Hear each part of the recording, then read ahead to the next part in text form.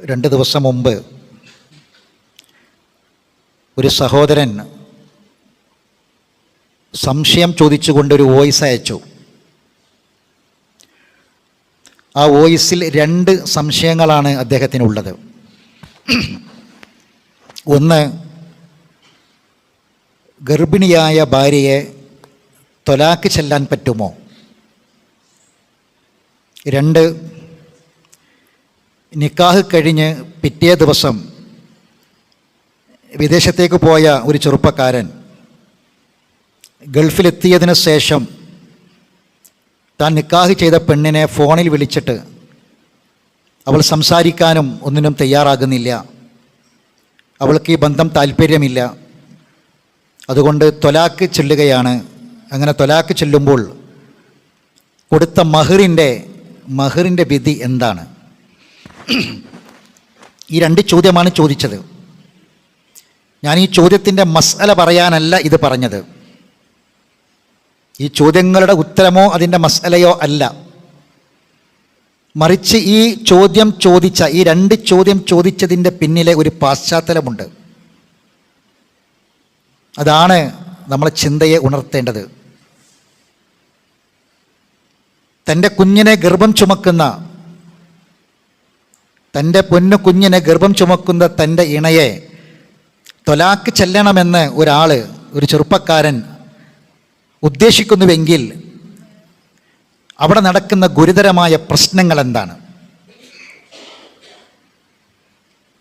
ഒരുപാട് കാലം കാത്തുനിന്ന് ഒരുപാട് സമയവും അധ്വാനവും ഒക്കെ മാറ്റിവെച്ച് തൻ്റെ ലീവിൽ വന്ന് ഒരു കല്യാണം കഴിക്കാൻ ആഗ്രഹിച്ച് വന്ന് നിക്കാഹ് നടത്തി തൻ്റെ സുഹൃത്തുക്കളെയും കൂട്ടുകാരെയും കുടുംബത്തെയും ഒക്കെ വിളിച്ച് ഒരു ഭക്ഷണമൊക്കെ കൊടുത്ത് ഒരു കല്യാണം, ഒരു നിക്കാഹ് നടന്നതിന് ശേഷം നിക്കാഹ് നടന്ന് ഗൾഫിലേക്ക് പോയിട്ട് പിന്നീട് അവൾക്ക് താല്പര്യമില്ല ഇവനുമായി ഫോണിൽ സംസാരിക്കാനും ബന്ധം തുടരാനും. അതുകൊണ്ട് ഇത്രയും ദിനങ്ങളിലെ പരിശ്രമങ്ങളൊക്കെ വെറുതെയായി ത്വലാഖിനെ കുറിച്ച് ആഗ്രഹിക്കുകയും കൊടുത്ത ആ മഹറിൻ്റെ വിധിയെക്കുറിച്ച് ചിന്തിക്കുകയും ചെയ്യുന്ന ഒരു പാശ്ചാത്തലം. 2 വളരെ ഗൗരവകരമാണ്. സഹോദരങ്ങളെ, ഒട്ടുമിക്ക കുടുംബങ്ങളിലും ഇത്തരം പ്രയാസങ്ങളും പ്രശ്നങ്ങളും ഇന്ന് നമ്മൾ കണ്ടുകൊണ്ടിരിക്കുന്നുണ്ട്. എന്താണ് ഇതിൻ്റെ വിഷയം? എവിടെയാണ് നമുക്ക് തെറ്റുപറ്റിയത്? എന്താണ് പരിഹാരമായി നമ്മൾ ചെയ്യേണ്ടത്? സുന്നിക്ക് വിവാഹം ചെയ്തു കൊടുക്കണോ? വഹാബിക്ക് കല്യാണം കഴിച്ചു കൊടുക്കണോ? വഹാബിക്ക് കല്യാണം കഴിച്ചു കൊടുക്കാൻ പാടില്ല? ഇതൊക്കെയാണ് ഇന്ന് പണ്ഡിതന്മാരുടെ സംസാരങ്ങളും വിഷയങ്ങളുമൊക്കെ. അതിനൊക്കെ അപ്പുറം നമ്മുടെ ചിന്ത ഉണരേണ്ട കുറേ കാര്യങ്ങളില്ലേ നമ്മുടെ സമുദായത്തിൽ? മുസ്ലിം എന്ന ഒരൊറ്റ പ്ലാറ്റ്ഫോമിൽ നിന്നുകൊണ്ട് ഒരു മുസ്ലിം കുടുംബം എന്ന ചിന്തയിൽ നമ്മളൊക്കെയും ചിന്തിക്കേണ്ടതില്ലേ? ആരായിരുന്നാലും കുടുംബത്തിൻ്റെ സ്വസ്ഥതയും സമാധാനവും നശിച്ച് ഇല്ലാതെയായി. അതാരാവട്ടെ, അല്ലാഹു സുബ്ഹാനഹു വ തആല നമുക്ക് നൽകിയ നിയമങ്ങളും നിർദ്ദേശങ്ങളുമുണ്ട്. നമ്മളെ ഒരു മുസ്ലിമിൻ്റെ ഏത് കാര്യവും എങ്ങനെയാകണമെന്ന് റഹ്മാനായ റബ്ബ് പഠിപ്പിച്ച് തന്നിട്ടുണ്ട്. ആ നിർദ്ദേശങ്ങളെ നിസ്സാരമാക്കിയാൽ, ആ കൽപ്പനകളെ നമ്മൾ തള്ളിക്കളഞ്ഞാൽ ജീവിതത്തിൽ അനുഭവിക്കേണ്ടി വരും എന്ന കാര്യത്തിൽ തർക്കമില്ല.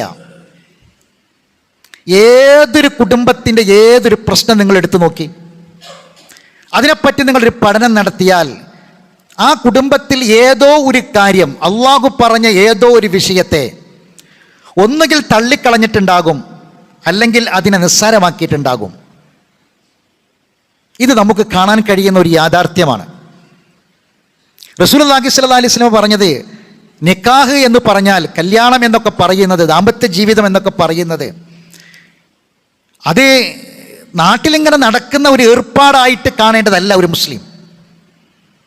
ഒരു മുസ്ലിമിൻ്റെ ഈമാനുമായി ബന്ധമുണ്ട്, ഇസ്ലാമുമായി ബന്ധമുണ്ട്. റസൂലുള്ളാഹി പറഞ്ഞു, വഅൻകഹ ലില്ലാഹി തആല ഫഖദ് ഇസ്തക്മല ഈമാനുഹു. അല്ലാഹ് പറഞ്ഞ പോലെ, അള്ളാഹിൻ്റെ കൽപ്പന പോലെ ഒരു നിക്കാഹ് നടന്നാൽ ഫഖദ് ഇസ്തക്മല ഈമാനുഹു, അതിലൂടെ നടക്കുന്നത് അവൻ്റെ ഈമാനിൻ്റെ പൂർത്തീകരണമാണ്.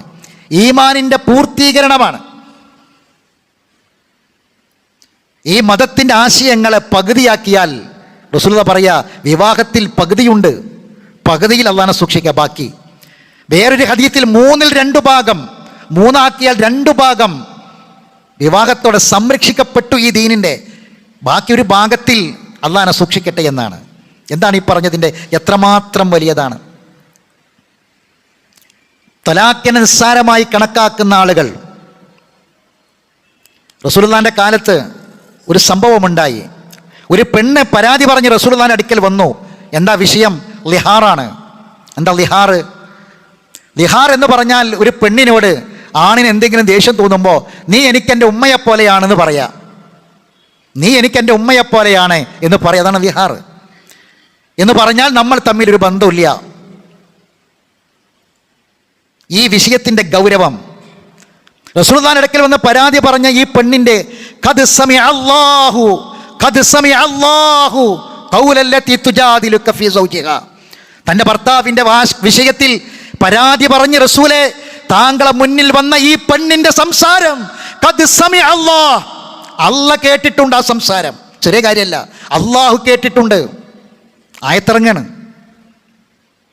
എന്നിട്ട് പറഞ്ഞു, ഇനി അങ്ങനെ ഒരു ഊക്കിനതാണ് പറഞ്ഞു, പിന്നെ അടുത്ത ഊക്കിന് ഇവരുമായിട്ട് ഇവന് ജീവിക്കണമെങ്കിൽ കഫാറത്ത് പറഞ്ഞു, ശക്തമായ കഫാറത്ത്. തോന്നുമ്പോഴൊക്കെ എനിക്ക് എന്നെ വേണ്ടാന്ന് പറയാം. തമാശയിൽ പോലും പറഞ്ഞാൽ കാര്യമാകുന്ന വിഷയമാണ് ത്വലാക്ക്. തമാശ പറഞ്ഞാൽ പോലും ത്വലാക്ക് നടന്നു. തമാശ പോലും പരിഗണിക്കാത്ത ഒരേ ഒരു വിഷയം. അല്ലാഹ് പറഞ്ഞു, ഇനി ലിഹാർ പറഞ്ഞു, എനിക്ക് നീ എൻ്റെ ഉമ്മയെപ്പോലെ എന്ന് പറഞ്ഞു. എന്ന് അല്ലാഹ് പറയാ, ഇനി അവളുമായി നീ ശാരീരിക ബന്ധം നടക്കണമെങ്കിൽ, അവളെ തൊടണമെങ്കിൽ എന്താ കഫാറത്ത്? തഹ്രീറു റഖബത്തിൻ മിൻ ഖബലി അൻ യതമാസ്സ, നീ അവളെ സ്പർശിക്കുന്നതിൻ്റെ മുമ്പ് ഒരു അടിമയെ മോചിപ്പിക്കണം. കഫാറത്ത് ഒരു അടിമയെ മോചിപ്പിക്കണം. അവളെ ഇനി തൊടണമെങ്കിൽ, ലിഹാറി ചെയ്തിട്ട് ഇനി അവളെ തൊടണമെങ്കിൽ നീ ഒരു അടിമയെ മോചിപ്പിക്കണം. 2 സുയാമു ഷഹ്റൈനി മുത്തതാബിഐനി, അടിമകളൊന്നുമില്ല എങ്കിൽ നമ്മളിപ്പോൾ എന്ത് ചെയ്യണം? 2 മാസം തുടർച്ചയായി നോമ്പനുഷ്ഠിക്കണം. വിഷയത്തിൻ്റെ ഗൗരവം പഠിക്കണം. ഷഹ്റൈനി മുത്തതാബിഐൻ, 2 മാസം തുടർച്ചയായി നോമ്പനുഷ്ഠിക്കണം. അതിനിടയിൽ ഒന്നും പോകാൻ പറ്റൂല. 3-മത്തത് പറഞ്ഞത് ഇത്ആമു 60 മിസ്കീന, 60 മിസ്കീന്മാർക്ക് ഭക്ഷണം കൊടുക്കണം. 60 മിസ്കീന്മാർക്ക് ഭക്ഷണം കൊടുക്കണം. ലിഹാറിൻ്റെ കഫാറത്ത എന്താ? വിഷയത്തിൻ്റെ ഗൗരവമാണ് ആ സൂചിപ്പിച്ചത്. ഉണ്ടാവരുത് ഒരിക്കലും. എന്നിട്ട് അല്ലാഹ് പറയാണ്, ദാലികും യുഅദു ബിഹി വല്ലാഹു ബിമാ തഅമലൂന ഖബീർ, നിങ്ങൾക്ക് അല്ലാഹ് തരുന്ന ശക്തമായ നിർദ്ദേശമാണിത്. അല്ലാഹു നിങ്ങൾ പ്രവർത്തിക്കുന്നതിനെ കുറിച്ച് സൂക്ഷ്മമായി അറിയുന്നവനാണ്.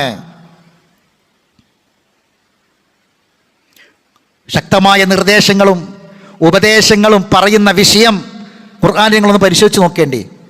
നിക്കാഹും തൊലാക്കേറ്റി ബന്ധപ്പെട്ട വിഷയം പറയുമ്പോഴൊക്കെ അല്ലാഹ് പറയാ, ഇത് അള്ളാഹിൻ്റെ ഉപദേശമാണ്, അള്ളാഹിൻ്റെ സദുപദേശമാണ്. എന്താ അങ്ങനെ പറയാൻ കാരണം? അത്രയും ഗൗരവമുള്ള കാര്യമായതുകൊണ്ടാണ്. ഇനി ദാമ്പത്യ ജീവിതത്തിൽ ചെറിയ ചെറിയ പ്രശ്നങ്ങളൊക്കെ ഉണ്ടായി, അങ്ങനെ ഒരു തൊലാക്ക് നടന്നു. ഇനി അവളെ അവന് തിരിച്ചെടുക്കണം. അപ്പോൾ അവിടെ ചില കഥാപാത്രങ്ങൾ വരും. അതാരാ? ഈ പെണ്ണും ആണും ഒരുമിച്ച് ജീവിക്കാൻ ആഗ്രഹിച്ചാൽ പോലും മാതാപിതാക്കൾ സമ്മതിക്കൂല, രക്ഷിതാക്കൾ സമ്മതിക്കൂല. ഇനി വേണ്ട, ഇനി തൊലാക്ക്. ഇവരാഗ്രഹിച്ചിട്ട് പോലും ഒരുമിച്ച് ജീവിക്കാൻ സമ്മതിക്കാത്ത രക്ഷിതാക്കളും കുടുംബങ്ങളും കാരണവന്മാരും. ഞാൻ ഓതി വെച്ച ആയത്ത്, ഫൈദാ തല്ലഖ്തുമുൻ നിസാ ഫബലഗ്നാ അജലഹുന്ന ഫലാ തഅദുലൂഹുന്ന അൻ യൻകിഹ്ന അസ്വാജഹുന്ന ഇദാ തറാദൂ ബൈനഹും ബിൽ മഅറൂഫ്.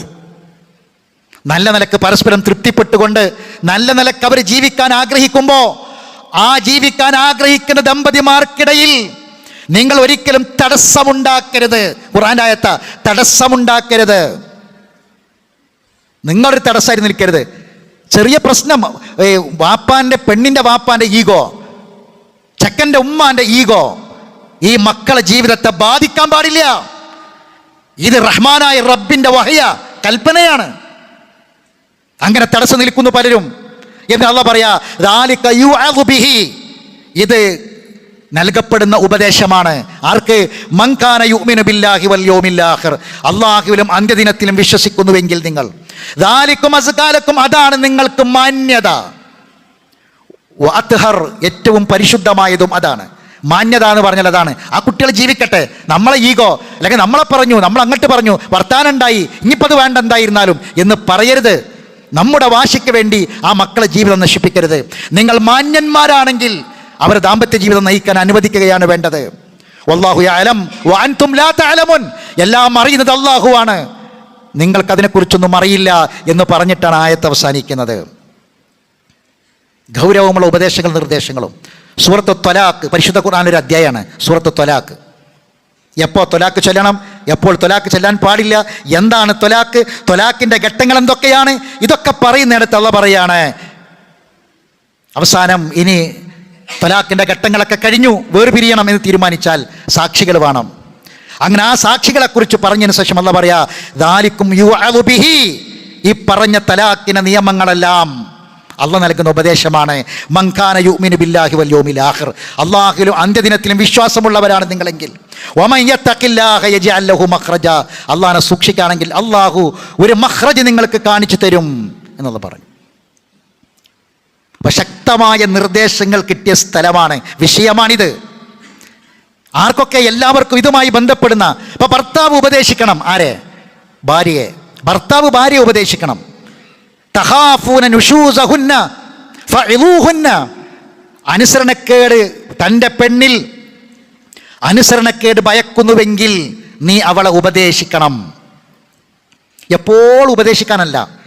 ചില ആൾക്കാർ അങ്ങനെയാണ്, ഉപദേശിച്ച് പിന്നെ അവസാനം അതൊരു ബോറടി ആയിട്ട് പെണ്ണിന് ഉപദേശം കൊണ്ട് ഇടങ്ങാറാണ് അവസ്ഥ ഉണ്ടാകും. ഇല്ലാത്തിനൊക്കെ ഉപദേശിക്കുക അല്ല. അള്ളാഹ് പറയും എപ്പോഴാണ് ഉപദേശിക്കേണ്ടി? എപ്പോഴും ഉപദേശിക്കണം എന്ന് പറഞ്ഞോ? ഇല്ല. തഖാഫൂന നുശൂസഹുന്ന ഫഇദൂഹുന്ന, അനുസരണക്കേട് കാണിക്കുമെന്ന് ഭയപ്പെടുകയാണെങ്കിൽ ഉപദേശിക്കണം. അപ്പോൾ ഉപദേശിക്കേണ്ട ഘട്ടമുണ്ട്, സമയമുണ്ട്, സന്ദർഭമുണ്ട്, രീതിയുണ്ട്. അള്ളാഹു സുബ്ഹാനഹു വ തആല ആ വിഷയം പറഞ്ഞു വെച്ചു. ത്വലാഖിൻ്റെ വക്കിലെത്തിയ, ഇനി ത്വലാഖല്ലാതെ വേറെ മാർഗമൊന്നുമില്ല എന്ന് പറഞ്ഞ രണ്ട് ഒരു കുടുംബത്തെ ദമ്പതിമാരെ ഒരു സുഹൃത്ത് കൗൺസിലിങ്ങിന് വേണ്ടി എൻ്റെ അടുക്കലേക്ക് വിട്ടു കഴിഞ്ഞ 2 ദിവസം മുമ്പ്.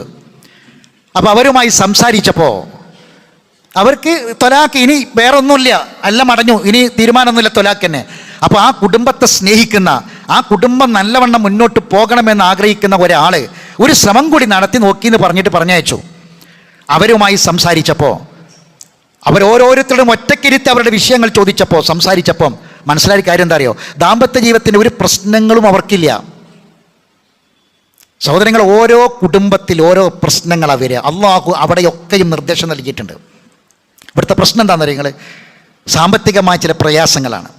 അപ്പോൾ സംസാരിച്ചു വന്നപ്പോൾ ത്വലാഖ് നിർബന്ധമാണ് എന്ന് പറയുന്നതിൻ്റെ കാരണം ഈ പെണ്ണിൻ്റെ കുറേ സ്വർണ്ണാഭരണങ്ങളൊക്കെ ഇവനെടുത്ത് വിറ്റു, കച്ചവടം, പല പരിപാടികളായിട്ട് ഒന്നും നടക്കുന്നില്ല, ഇപ്പോൾ പണിക്കൊന്നും പോകുന്നില്ല, കുടുംബത്തെ നോക്ക്, മക്കളെ നോക്ക്, 2 മക്കളുണ്ട്, മക്കളെ നോക്കുന്നില്ല എന്നൊക്കെ പറഞ്ഞിട്ടുള്ള പരാതി. അതുകൊണ്ട് ഇനി മുന്നോട്ട് പോകില്ല, അതുകൊണ്ട് ഒഴിവാക്കിക്കളാന്നാ സംസാരിച്ച് വന്നപ്പോൾ ഈ സ്ത്രീ വൈകാരികമായി പറയേണ്ട ചില വിഷയങ്ങൾ പോലും ശബ്ദം കുറച്ച് സംസാരിക്കുന്ന ഒരു സ്ത്രീ.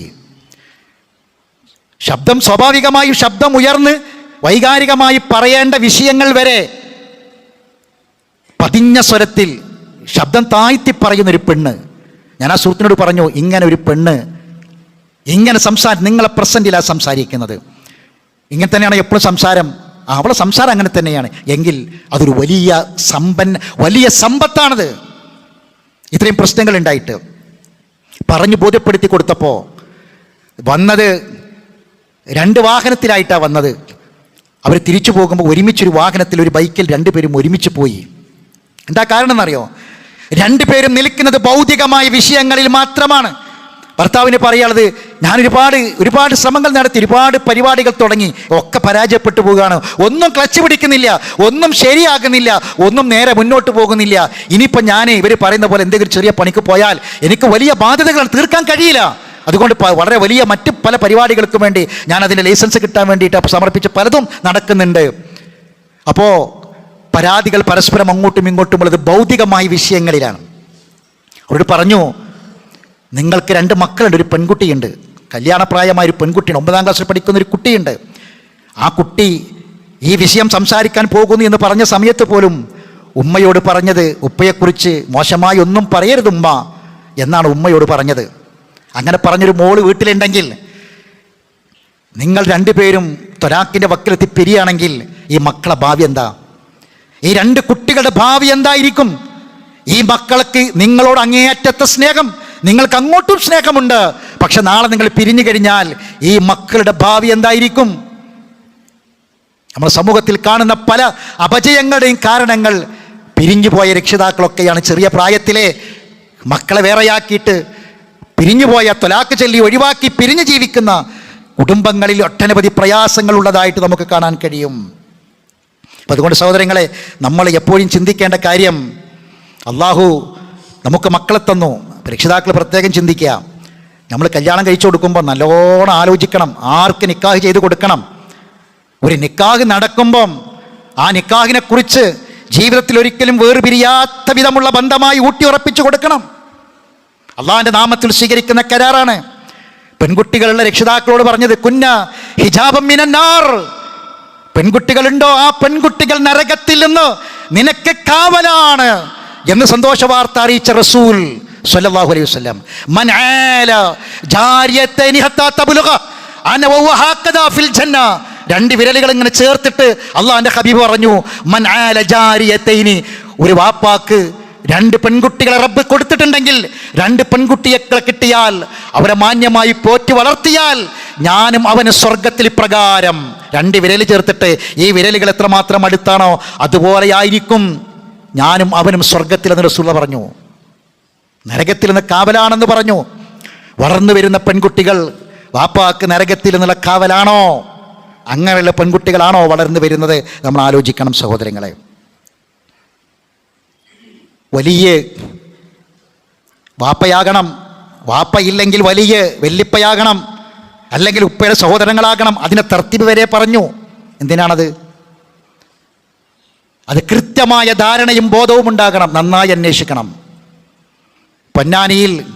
പൊന്നാനി കടപ്പുറത്ത് ഒരു പെൺകുട്ടിയെ 4 വയസ്സുള്ള തൻ്റെ കുട്ടിയുടെ മുന്നിൽ വെച്ച് ഭാര്യയെ കൊന്നിട്ട് ആ ശരീരം മണ്ണിനടിയിൽ പൂഴ്ത്തി വെച്ച് തെരുവ് നായ്ക്കൾ വന്ന് മാന്തിയിട്ടില്ലായിരുന്നുവെങ്കിൽ, അറിയുമായിരുന്നില്ല എന്ന് എഴുതിയിട്ടുണ്ടെങ്കിൽ നമ്മൾ ആലോചിക്കണം സഹോദരങ്ങളെ.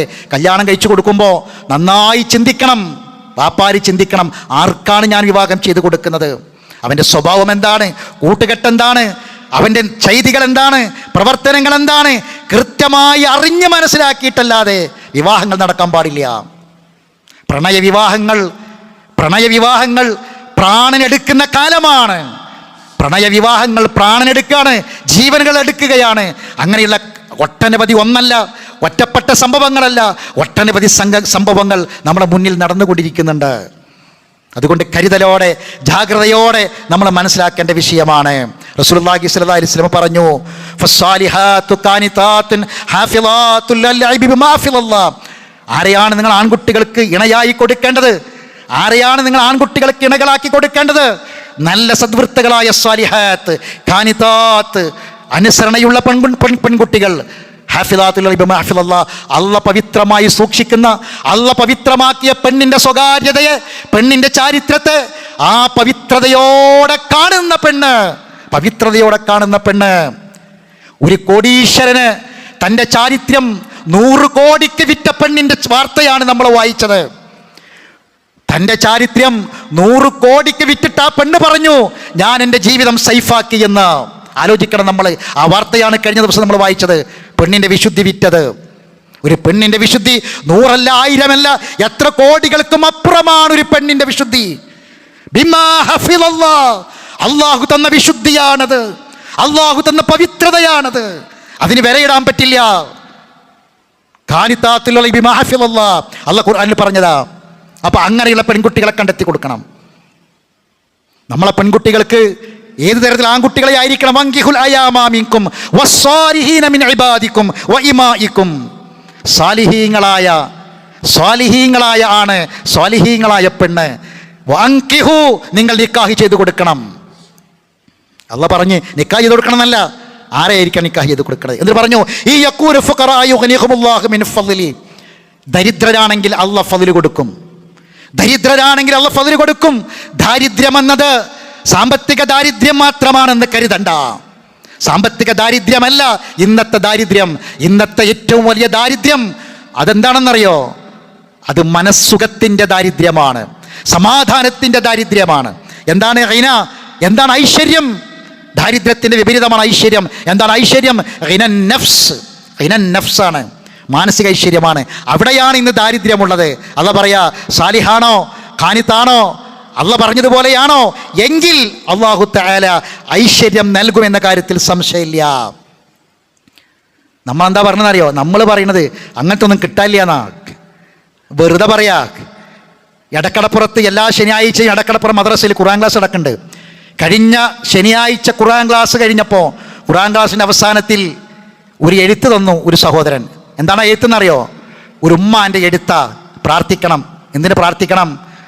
തൗഹീദ് അനുസരിച്ച് ജീവിക്കുന്നത് കൊണ്ട്, ദീൻ അനുസരിച്ച് ജീവിക്കുന്നത് കൊണ്ട്, ഈ ലാ ഇലാഹ ഇല്ലല്ലാഹ് സന്ദേശം അംഗീകരിച്ചത് കൊണ്ട് ഒരു വീട്ടിൽ 2 ആൺകുട്ടികൾ കല്യാണം നടക്കാതെ നിൽക്കുന്നു. വരുന്ന കല്യാണമൊക്കെ മുടങ്ങി പോവാ. നമ്മളെ മുന്നിലില്ലേ? നമ്മൾ എന്തൊക്കെ നോക്കണത്? ഈമാനിൻ്റെ നിറം, ഈമാനിൻ്റെ പ്രകാശം നമുക്ക് വേണ്ട. തൊലിയുടെ നിറം നോക്കി നമ്മൾ വിചാരിക്കുന്നു. പള്ളിയിൽ ഇമാമത്ത് നിൽക്കുന്നവർ, പള്ളിയിൽ ഖുർആൻ ഓതുന്നവർ, മദ്രസയിൽ കുട്ടികളെ ദീൻ പഠിപ്പിക്കുന്നവർ, ഇസ്ലാമിക പ്രബോധന പ്രവർത്തനങ്ങൾക്ക് നേതൃത്വം കൊടുക്കുന്നവർ നമ്മുടെ മുന്നിലുണ്ടെങ്കിൽ ആ വെളിച്ചം കാണാതെ, ആ പ്രകാശം കാണാതെ നമ്മൾ പോയിട്ടുണ്ടെങ്കിൽ റബ്ബിനോട് മറുപടി പറയേണ്ടി വരും. യാതൊരു സംശയ കാര്യത്തിലില്ല. നമുക്ക് ഈമാനിൻ്റെ വെളിച്ചം, ഈമാനിൻ്റെ നിറം നമുക്ക് വേണ്ട. അതിൻ്റെ പ്രകാശം നമുക്ക് വേണ്ട. നമുക്ക് വേണ്ടത് തൊലിയുടെ നിറമാണെങ്കിൽ സഹോദരങ്ങൾ, അപജയം സംഭവിച്ചിട്ടുണ്ട്, പരാജയം സംഭവിച്ചിട്ടുണ്ട്. നമുക്ക് മനസ്സിലാക്കണം. ഇല്ലാഞ്ഞിട്ടൊന്നുമല്ല, നമുക്കതൊന്നും പോരാ. നമ്മൾ മറ്റ് പല സ്ഥലങ്ങളിലും മറ്റ് പല വിഷയങ്ങളിലുമാണുള്ളത്. അതുകൊണ്ട് ചിന്തിക്കണം. അയ്യുംറഅത്തിൻ മാതത് വസൗജുഹാ അൻഹാ റാദിൻ ദഖലത്തിൽ ജന്ന. ഭർത്താവിൻ്റെ തൃപ്തിയോടെ ജീവിച്ച്, അനുസരണയോടെ ജീവിച്ച് അങ്ങനെ മരണപ്പെട്ടു പോകുന്ന പെണ്ണിനാണ് സ്വർഗം. ആ സ്വർഗം കൊതിക്കുന്ന പെണ്ണിനെ കിട്ടണം. വെളിച്ചം നൽകുന്ന, ആശ്വാസവും സമാധാനവും നിർഭയത്വവും നൽകുന്ന, തൻ്റെ മക്കളുടെ കണ്ണ് നിറയിപ്പിക്കില്ല, ഒരിക്കലും അവൾ കരയേണ്ടി വരില്ല എന്നുറപ്പുള്ളവരെ അല്ലാഹു തആല അൻഹു. നമ്മൾ ആലോചിക്കണം. റസൂലുള്ളാഹി സ്വല്ലല്ലാഹി അലൈഹി വസല്ലമ തൻ്റെ കരളിൻ്റെ കഷ്ണമായ ഫാത്തിമ ബീവിയെ വിളിച്ചിട്ട് പറഞ്ഞു, ഫാത്തിമ, അലി ദരിദ്രനാണ്, പട്ടിണി കിടക്കേണ്ടി വരും. അലി ദരിദ്രനാണ്, പട്ടിണി കിടക്കേണ്ടി വരും. പക്ഷേ ഈ വാപ്പാക്ക് അലിയോളം നിന്റെ മരണശേഷമുള്ള പരലോകത്തിന് കാവലായി കിട്ടുന്ന വേറെ ഒരു ചെറുപ്പക്കാരനെ കാണാനില്ല. നിന്നവൻ കൈവിടില്ല എന്നെനിക്ക് ഉറപ്പാണ്. അതാണ് വിവാഹം. സഹോദരങ്ങളെ, നമ്മൾ ആലോചിക്കുക. അതുകൊണ്ട് നമുക്ക് എവിടെയോ ചില അപജയങ്ങൾ, പരാജയങ്ങൾ വന്നിട്ടുണ്ട്. അവിടെയാണ് നമുക്ക് നമ്മുടെ കുടുംബങ്ങളിലും ജീവിതത്തിലും പ്രയാസങ്ങൾ വരുന്നത്. റഹ്മാനായ റബ്ബിൻ്റെ കൽപ്പനകളെ, വിധിവിലക്കുകളെ കൃത്യമായി അംഗീകരിച്ച് അനുസരിച്ച് ജീവിക്കാൻ തയ്യാറായാൽ ജീവിക്കുന്ന കാലമത്രയും ഈ ലോകത്ത് സമാധാനത്തോടെ, സന്തോഷത്തോടെ ജീവിക്കാൻ നമുക്ക് കഴിയും. അള്ളാഹു നമ്മെ അനുഗ്രഹിക്കുമാറാവട്ടെ.